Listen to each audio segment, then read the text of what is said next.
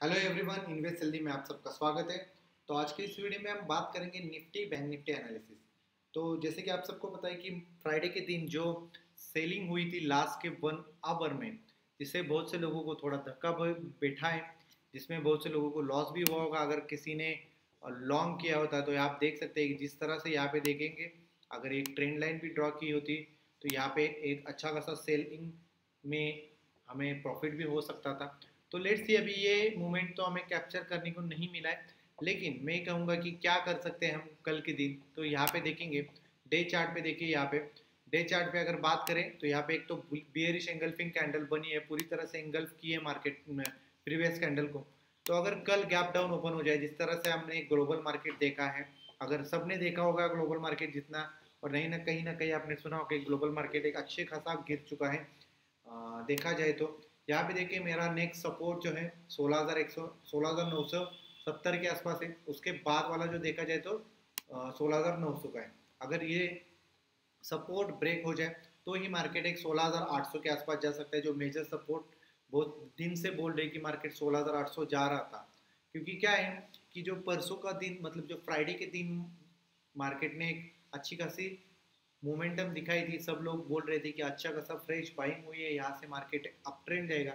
लेकिन market market हमेशा supreme होता है, वो जहाँ पे जाएगा वहाँ जाना है उसको, वहाँ ही जाता है, किसी की नहीं सुनता। जिस तरह से मार्केट ने फ्राइडे के दिन गिरावट देखने को मिली। तो उससे पहले हम बात करते हैं गिरावट से पहले, यहाँ पे देखिए एफआई द्वारा जो 2900 करोड़ की सेलिंग हुई है, और डोमेस्टिक प्लेयर द्वारा, मतलब हमारे जो डोमेस्टिक प्लेयर है उनके द्वारा 4200 करोड़ की, सॉरी सॉरी सॉरी, यहाँ पे देखिए 3,600 करोड़ की सेलिंग हुई है एफआई द्वारा, और 3,400 करोड़ की बाइंग हुई है हमारे डोमेस्टिक प्लेयर्स द्वारा देखा जाए तो। और मंथ के, मतलब जो मई मंथ स्टार्ट हुआ है उनके 2 दिन में देखा जाए तो 2900 करोड़ की सेलिंग की है एफ ने, और यहाँ पे 4,200 करोड़ की बाइंग की है, दिया है इसने। तो यहाँ पे देखते हैं, अगर आप सब ने डाटा चेक किया है तो मुझे लगता है, तो मुझे आपको समझ में आएगा होगा कि मोस्ट ऑफ द स्टॉक जो लार्ज कैप स्टॉक है वहाँ पे सेलिंग नहीं हुई है लार्ज कैप में। अगर प्रीवियस डे के मुकाबले देखा जाए तो इतनी सेलिंग नहीं हो, लेकिन उस दिन के हाई के मुकाबले देखा जाए तो 300 पॉइंट की निफ्टी में सेलिंग हुई है, बैंक निफ्टी में 700-800 पॉइंट की सेलिंग हुई है। ठीक है। तो कल के लिए मैंने जो आपको बताया कि लेवल जो बताए ऑलरेडी, कि अगर 16,900 के आसपास मार्केट दिखे आपको, 16,900 16,950 के आसपास दिखे, तो वहां पर हमें थोड़ा सा वेट करना है। वहां पर अगर हमें एक रिवर्सल पॉइंट मिल सकता है 16,900 के आसपास, तो अगर 16,900 का लेवल ब्रेक हो जाए तो एक नया लो बनाने के लिए मार्केट रेडी हो जाएगा। मैं कहूँगा कि यहाँ पे जो एक लो बनाया था 16,800 के आसपास, ये ब्रेक होने की पॉसिबिलिटी है। अगर ये भी लो ब्रेक हो जाए 16,900 का, तो एक नया लो बनाने की पॉसिबिलिटी है। तो लेट्स सी कि कल क्या होता है। उससे पहले मैं दिखाता हूँ आपको, यहाँ पे देखिए एडवांस में 12 स्टॉक थे, डिक्लाइन में 38 स्टॉक थे। सबसे ज़्यादा पिटाई हुई देखा स्टार्टिंग से ही, जब मार्केट ऊपर था तो सबसे ज़्यादा पिटाई हुई थी एक्सिस बैंक में, और लास्ट तक उसी में हुई है। कोल इंडिया में 4% के आसपास, अदानी पोर्ट में हुए 4%, विप्रो, ओएनजीसी। और अपसाइड मूवमेंट देखा जाए तो मैं कहूँगा एचडीएफसी लाइफ में दिखे, टाटा कंज्यूमर, कोटक बैंक में अच्छी खासी अपसाइड मूवमेंट देखने को मिली है, सन फार्मा में दिखी, एचडीएफसी बैंक में भी दिखी है, एचडीएफसी बैंक में भी मैंने अच्छी खासी मूवमेंट हमें देखने को मिली है। तो देखा जाए तो टॉप लूजर और टॉप गेनर आपने देखे, टॉप एक्टिव देखा जाए axis bank, Reliance, HDFC bank, Infosys और आईसीसी टॉप एक्टिव स्टॉक में थे। ठीक है। और यहाँ पे थे ये एक्सिस बैंक में सबसे ज़्यादा देखा जाए वॉल्यूम था। अभी देखा जाए एनटीपीसी में है, टाटा मोटर्स में भी है। ठीक है। बाय वॉल्यूम देखा जाए तो कोल इंडिया में सबसे ज़्यादा वॉल्यूम थे, आईटीसी में भी ऑलरेडी, और आईटीसी में तो सबसे ज़्यादा वॉल्यूम हमेशा होता ही है। ठीक है। तो हम देखते हैं अभी बैंक निफ्टी में 5 मिनट चार्ट पे अगर बात की जाए, यही लेवल में कहूँगा जो डेली चार्ट पे मैं आपको बता रहा हूँ। यहाँ पे देखिए, जो डेली चार्ट पे है, जो फ्राइडे के दिन का लो अगर ब्रेक हो जाए 17,050 का, तो मार्केट डायरेक्टली मैं कहूँगा अगर गैप डाउन ओपन हो जाए तो 16,950 के आसपास अगर मार्केट ओपन हो जाए, तो मैं कहूँगा यहाँ पे हमें एक अच्छी खासी अपॉर्चुनिटी मिल सकती है बाइंग की। यहाँ पे अगर कुछ प्राइस एक्शन बन जाए बुलिश, तो हम यहाँ पे बाइंग करके चल सकते हैं। अगर ये लेवल भी ब्रेक हो जाए तो मैं कहूँगा जो 16,900 का लेवल है वो भी एक सपोर्ट का काम करेगा। अगर इसी लेवल के आसपास, फर्स्ट तो मैं कहूँगा 16,900 के आसपास ही मार्केट अगर मिले, तो मैं कहूँगा कि यहाँ पर हम एक्सपेक्ट कर सकते हैं कि मार्केट एक बाउंस बैक होने की एक्सपेक्ट कर सकते हैं 16,900 के आसपास। तो यहाँ पे हम बाइंग को चांस दे सकते हैं और यहाँ पे हमें फिर एक बार एक कुछ अच्छे स्टॉक्स बाइंग के लिए मिल सकते हैं मार्केट में। हमें देखा जाए तो आप सबको पता है कि मार्केट में LIC का आईपीओ आने वाला है, भारत का सबसे बड़ा आईपीओ है। उसमें ऑलमोस्ट इंडियन गवर्नमेंट में भी 3.5% स्टेक सेल करके 21,000 करोड़ की जो मतलब कि रेस की है यहाँ पे हमें मिल सकते हैं। तो यहाँ पे देखने को मिल सकता है कि थोड़ी बहुत हमें बाउंस बैक यहाँ से मिल सकता है। यहाँ पे अच्छी खासी बाइंग मिलने दिखने को मिल सकते हैं मार्केट में डोमेस्टिक प्लेयर द्वारा। मैं नहीं बोलूँगा कि FIs द्वारा कल कुछ होगा, क्योंकि ट्यूसडे को फिर एक बार हमारे मार्केट में छुट्टी है। तो मैं कहूँगा यहाँ पे हमें फिर एक बार बाइंग मिलने दिखने को मिल सकती है। तो मैं कहूँगा लोअर साइड पे आप बाइंग कर सकते हैं कुछ अच्छे स्टॉक में, ठीक है। मैं कॉल या पुट के बारे में नहीं कहूँगा, यहाँ पे मैं कहूँगा कुछ अच्छे स्टॉक आप बाय कर सकते हैं 16,900 के आसपास अगर आपको मार्केट दिखने को मिले। और हाई तो पता है जो फ्राइडे के दिन हाई है जो 17,380 के आसपास का, 17,400 के आसपास का, वो ब्रेक होने के बाद ही मार्केट अभी अपसाइड जाने की पॉसिबिलिटी है। तब तक मैं कहूँगा तब तक पॉसिबिलिटी नहीं है कि मार्केट अप जाएगा। ये जो बीच का जो 300 पॉइंट का गैप है, ये गैप फिल मतलब गैप नहीं है, ये जो डिस्टेंस है ये फिल होने के बाद ही मार्केट ऊपर की ओर जा सकते हैं। तो उसके लिए मैं कहूँगा 16,900 का जो लेवल है ये एक इम्पॉर्टेंट लेवल है, ये आप ध्यान में रखें।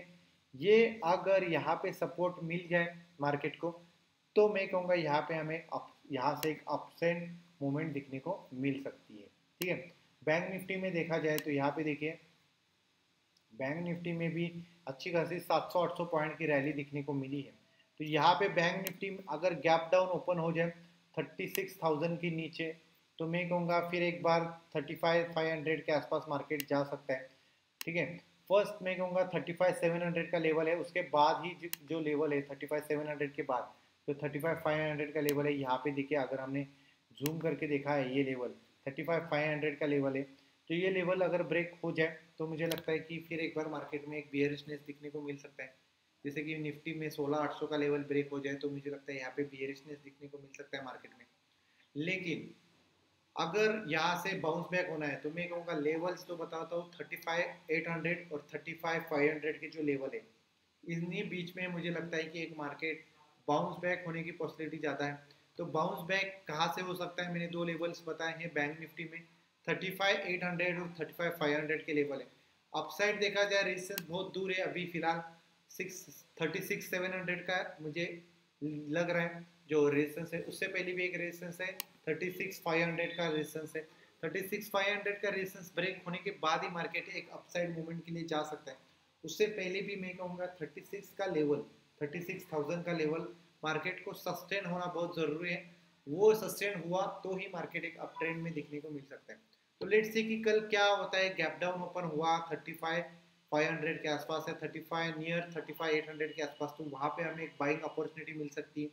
तो वहाँ पे हम बाइंग कर सकते हैं कुछ अच्छे बैंकिंग स्टॉक में जिसमें आपको एक नेक्स्ट कुछ 15 या 20 दिन में एक अच्छा खासा प्रॉफिट हो सकता है। हमारा मार्केट में LIC का IPO आ रहा है तो वहाँ पे उसके लिए मैं कहूँगा मार्केट को थोड़ा स्टेबल रखने की कोशिश करते रहेंगे हमारे डोमेस्टिक प्लेयर।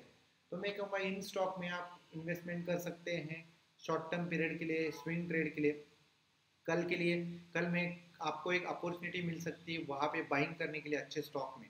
तो मैं कहूँगा कल आप एक अच्छे स्टॉक में बाइंग करना ज़रूर, क्योंकि LIC IPO तक आपको एक अच्छा रिटर्न मिलने की पॉसिबिलिटी ज़्यादा है। तो ये थे लेवल्स बैंक निफ्टी के, कुछ खास नहीं। यहाँ पे मैं कुछ आपको झूठ बोल के यहाँ पे आप C और P बाय करके कर सकते हैं ऐसा नहीं बोलूँगा। मैं आपको बोलूँगा कि कुछ अच्छे अपॉर्चुनिटी आपको यहाँ पे मिलेगी 35,800 और मार्केट देखा जाए तो इस लेवल के आसपास आने के बाद एक बाउंस बैक पॉसिबिलिटी ज़्यादा है। तो यहाँ पे आप कुछ अच्छे बैंकिंग स्टॉक में बाइंग कर सकते हैं। और निफ्टी में देखा जाए अगर निफ्टी आपको 16,900 16,800 के आसपास दिखे तो मैं कहूँगा कुछ अच्छे स्टॉक बाय कर लीजिए। अच्छी अपॉर्चुनिटी है बाइंग के लिए निफ्टी 50 में भी, तो वो स्टॉक आप बाय करके रख सकते हैं। नेक्स्ट 10 to 15 डेज में आपको एक अच्छा रिटर्न मिल सकता है, ठीक है। तो लेट्स सी कि स्टॉक देखा जाए, स्टॉक में भी मैं कहूँगा कि बेरिशनेस दिखने को मिल सकता है। तो मैं अभी आपको सपोर्ट लेवल बताता हूँ डे चार्ट पे क्या क्या सपोर्ट और रेजिस्टेंस रहेंगे मार्केट में। ICICI बैंक में कहूँगा अगर इस लेवल के आसपास 730 735 के आसपास अगर मिले तो आप बाय करके रख सकते हैं। टारगेट फिर एक बार 750 760 के आसपास 770 के आसपास रह सकता है 15 दिन में, ठीक है। कोटक बैंक में भी मैं कहूँगा, कोटक बैंक में हमें यहाँ पे देखिए फिर एक बार मुझे कल यहाँ पे इसमें एक बाइंग सेलिंग दिखने को मिल सकते हैं, तो मैं कहूँगा फिर एक बार 1770 1750 के आसपास अगर कोटक बैंक आपको मिले तो आप बाय कर सकते हैं मूवमेंट के लिए। यहाँ पे देखिए इस तरह की मूवमेंट आपको दिखने को मिल सकती है। रिलायंस ऑलरेडी मैंने बोला है कि अगर रिलायंस में कल गिरावट दिखने को मिले यहाँ तक 2750 2700 के लेवल के आसपास, तो मैं कहूँगा बाइंग कर सकते हैं। उसमें हमें एक अच्छी खासी गिरावट के साथ एक अप ट्रेंड मिल सकता है।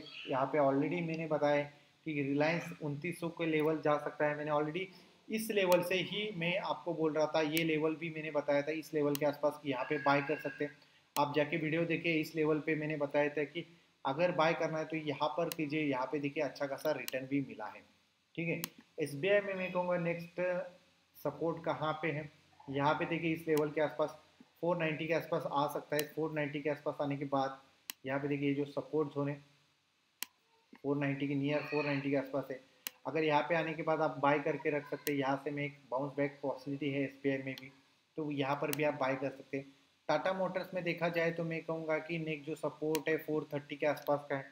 430 के आसपास अगर मिले तो मैं कहूँगा बाइंग करके रख सकते हैं। 450 का टारगेट है 470 के आसपास। नेक्स्ट 10 to 15 डेज में आपको 30-40 पॉइंट्स टाटा मोटर्स में इजीली मिल सकते हैं, ठीक है। तो ये थे स्टॉक हमारे। और HDFC बैंक में बात करूँगा। HDFC बैंक में देखा जाए तो ये जो लेवल है यहाँ पे देखिए, ये जो लेवल है 1350 1360 का लेवल, यहाँ पे फिर एक बार आपको बाइंग करने को मिल सकता है। यहाँ पे आप बाय कर सकते हैं 1350 1360 के आसपास, ठीक है। तो ये था हमारे आज का एनालिसिस, बहुत ही सिंपल है। कोई भी आपको नहीं बता सकता कि कल कितना गैप डाउन और गैप अप ओपन हो सकता है। तो मैं कहूँगा कल का जो रहेगा, कल हम मॉर्निंग में आपको अपडेट देते रहेंगे।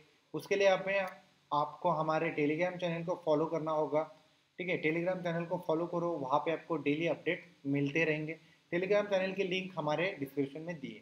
तो वीडियो अच्छा लगे तो लाइक करना और ऐसे ही वीडियो के लिए हमें फॉलो ज़रूर करना। जय हिंद, धन्यवाद।